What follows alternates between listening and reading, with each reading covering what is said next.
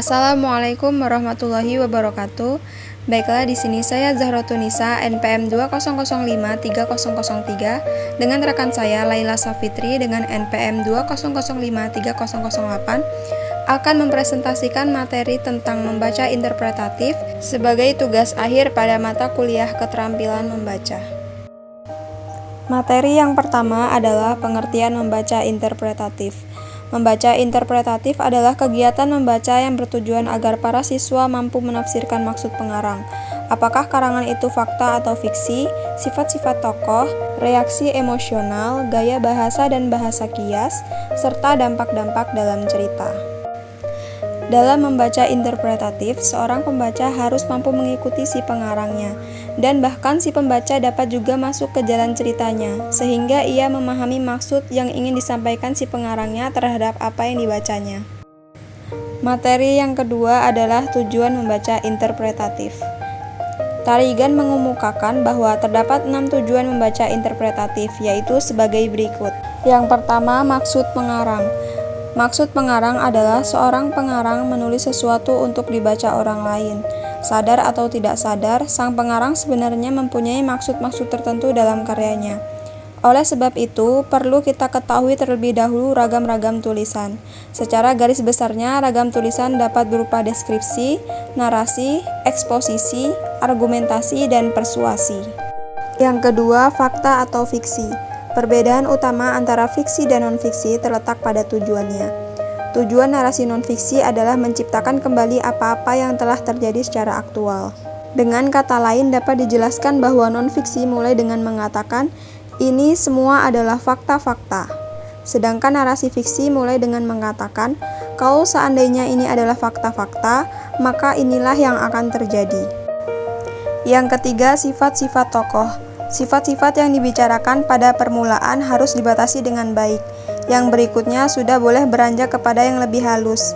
Sebagai tambahan, para siswa harus pula mempelajari bahwa seorang pribadi memiliki jumlah sifat yang berbeda-beda. Yang keempat, reaksi emosional. Melatih keterampilan menafsirkan reaksi emosional suatu karya tulis. Pembicaraan di sini dipusatkan pada dua aspek, yaitu reaksi emosional sang pembaca pada aneka tipe karya sastra, dan reaksi emosional terhadap para tokoh di dalam karya sastra. Yang kelima adalah gaya bahasa. Peranan lain penulis cerita adalah penggunaan gaya bahasa untuk menciptakan suatu nada suasana persuasif, serta merumuskan dialog yang mampu memperlihatkan hubungan dan interaksi antar sesama tokoh. Yang keenam atau yang terakhir adalah dampak cerita.